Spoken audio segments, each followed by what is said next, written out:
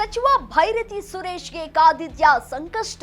ಭೈರತಿ ಸುರೇಶ್ ಅವಧಿಯ ಭ್ರಷ್ಟಾಚಾರ ಆರೋಪಗಳ ಸಮಗ್ರ ತನಿಖೆಯಾಗಲಿ ಅಂತ ರಾಜ್ಯಪಾಲರಿಗೆ ದಿನೇಶ್ ಕಲ್ಲಹಳ್ಳಿ ದೂರು ನೀಡಿದ್ದಾರೆ. ಸಿದ್ದು ಸಂಪುಟದಲ್ಲಿ ಮಂತ್ರಿಯಾಗಿದ್ದಾಗ ಲಂಚ ಪಡೆದ ಆರೋಪವನ್ನ ಭೈರತಿ ಸುರೇಶ್ ವಿರುದ್ಧ ಮಾಡಲಾಗಿದೆ.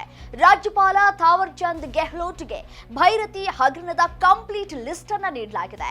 ಈ ಹಿಂದೆ ನಗರಾಭಿವೃದ್ಧಿ ಇಲಾಖೆಯಲ್ಲಿ ಭಾರಿ ಭ್ರಷ್ಟಾಚಾರ ನಡೆದಿದ್ದರ ಬಗ್ಗೆ ವರದಿಗಳಾಗಿದ್ವು. ಅಧಿಕಾರಿಯೊಬ್ಬರು ಮಂತ್ರಿ ಭೈರತಿ ಸುರೇಶ್ಗೆ ಪಾಲ್ ಕೊಡಬೇಕು ಎಂಬುದನ್ನ ಕೂಡ ಹೇಳಿದ್ರು. ಈ ಎಲ್ಲಾ ಆರೋಪಗಳ ದಾಖಲೆಗಳಿರುವ ವಿಡಿಯೋ ಆಧರಿಸಿದಂತಹ ಆ ಒಂದು ವಿಡಿಯೋವನ್ನ ರಾಜ್ಯಪಾಲರಿಗೆ ದೂರನ್ನ ಕೂಡ ನೀಡಲಾಗಿತ್ತು.